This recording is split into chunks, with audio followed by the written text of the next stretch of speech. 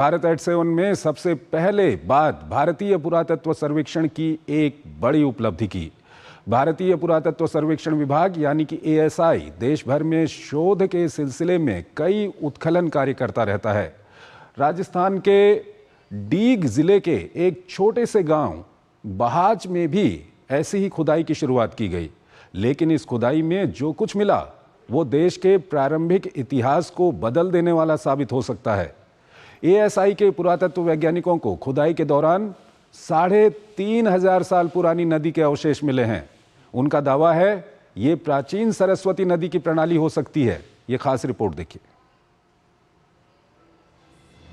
भारतीय पुरातत्व सर्वेक्षण ASI ने राजस्थान के डीग जिले के बहाज गांव के नीचे 23 मीटर नीचे दबी एक प्राचीन नदी प्रणाली की खुदाई की है, जिसके कारण इतिहासकारों और पुरातत्वविदों का एक वर्ग इसे ऋग्वेद में वर्णित पौराणिक सरस्वती नदी से जोड़ रहा है।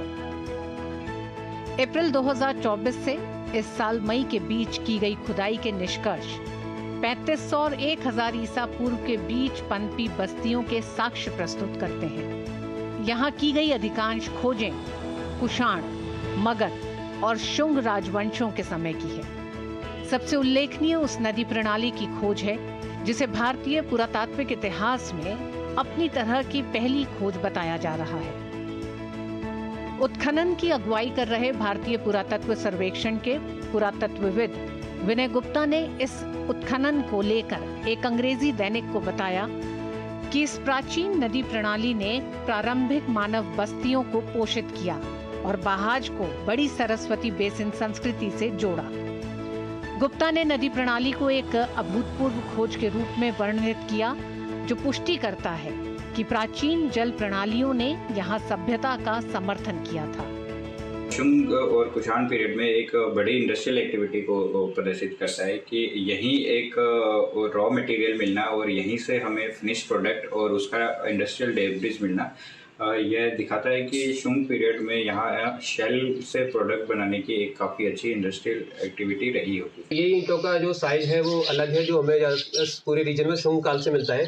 बाकी ऊपर की जो ईंटें हैं इनका जो साइज है वो अलग है, जो कुषाण काल का है। हमें यहाँ से बेसिकली चावल के, गेहूं के, जो उसके अलावा मूंग और बेर के, इनके बीजों के अवशेष मिले हैं हमें। इस इलाके में गैरिक मृद भांड संस्कृति से जुड़े हुए कई मूल्यवान पत्थर और मनके भी प्राप्त हुए हैं। इन अवशेषों को देखकर स्पष्ट होता है कि ये क्षेत्र प्राचीन काल में बेहद महत्वपूर्ण क्षेत्र था। इस क्षेत्र में खुदाई के दौरान गैरिक मृदभांड संस्कृति के जमाव के ऊपर एक मोटी परत पुरातात्विक जमाव चित्रित धूसर मृदभांड संस्कृति की प्राप्ति हुई है। ये चित्रित मृदभांड महाभारत में वर्णित है।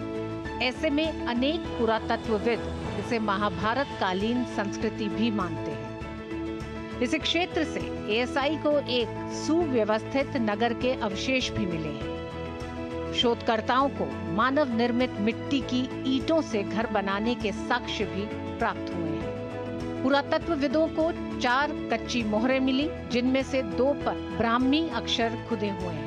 इन्हें उपमहाद्वीप पर ब्राह्मी लिपि के सबसे पुराने साक्ष्य माना जाता है। महाजनपद काल के यज्ञ कुंड भी खोजे गए, जिनमें से अधिकांश रेतीली मिट्टी से भरे हुए थे और छोटे बर्तनों में बिना लिखे तांबे के सिक्के थे। इलाके में भट्टियों और धातु की वस्तुओं की खोज से पता चलता है कि यहाँ के निवासियों को धातु विज्ञान का उन्नत ज्ञान था।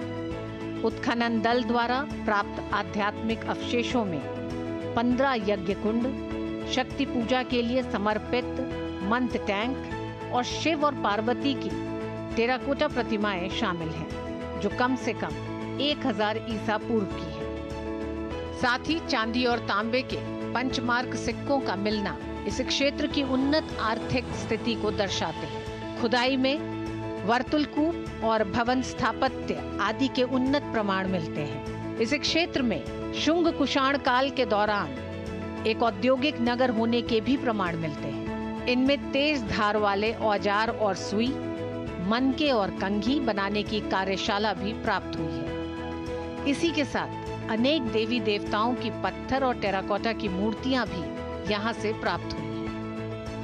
इस क्षेत्र का अपना ऐतिहासिक और धार्मिक महत्व है। ये क्षेत्र ब्रज 84 कोस परिक्रमा का हिस्सा है। इसे भगवान श्री कृष्ण के प्रपौत्र ब्रजनाभ का गांव माना जाता है। बहाज उत्खनन को लेकर जानकारों का यहां तक दावा है कि इसमें भारत के प्रारंभिक इतिहास के प्रमुख अध्यायों को फिर से लिखने की क्षमता है।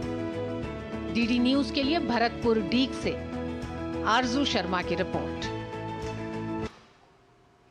अभी हम आपको दूसरे राज्यों की